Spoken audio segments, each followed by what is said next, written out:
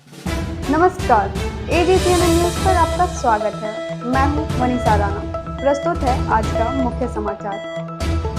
केंद्रीय गृह मंत्री अमित शाह ने नीमच में CRPF स्थापना दिवस परेड में लिया भाग।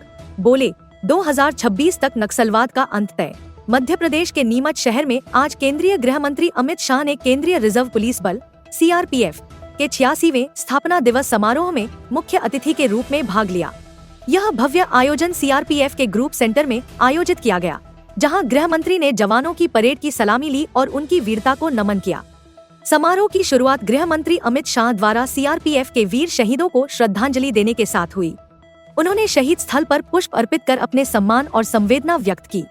इसके बाद उन्होंने शहीदों के परिवारजनों, परेड कमांडरों और उपस्थित जवानों से मुलाकात की। इस अवसर पर वे खुली जीप में सवार होकर परेड मैदान का निरीक्षण करते नजर आए, जिससे जवानों का मनोबल और भी ऊंचा हुआ।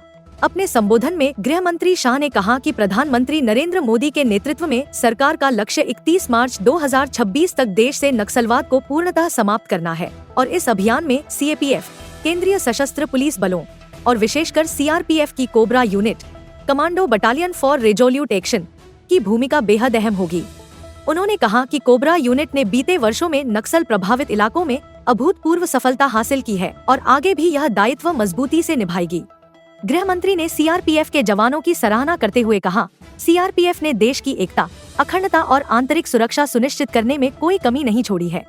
जब भी देश के किसी कोने में अशांति की खबर आती है और मुझे पता चलता है कि वहाँ CRPF तैनात है, तो मैं निश्चिंत हो जाता हूँ। मुझे पूरा भरोसा है कि जहाँ CRPF है, वहाँ विजय निश्चित है। अपने संबोधन में गृह मंत्री शाह ने कहा कि प्रधानमंत्री नरेंद्र मोदी के नेतृत्व में सरकार का लक्ष्य 31 मार्च 2026 तक देश से नक्सलवाद को पूर्णतः समाप्त करना है और इस अभियान में CAPF, केंद्रीय सशस्त्र पुलिस बलों और विशेषकर CRPF की कोबरा।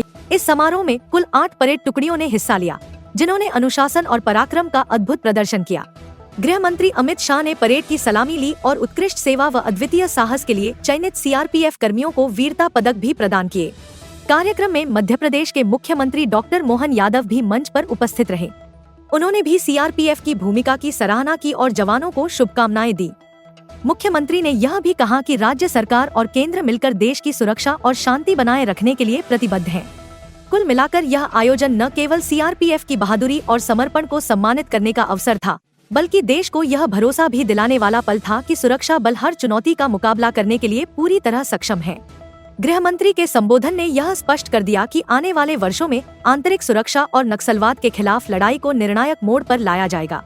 इस समारोह ने एक बार फिर यह संदेश दिया कि भारत की आंतरिक सुरक्षा व्यवस्था मजबूत हाथों में है और CRPF जैसा बल राष्ट्र की रीढ़ बना हुआ है।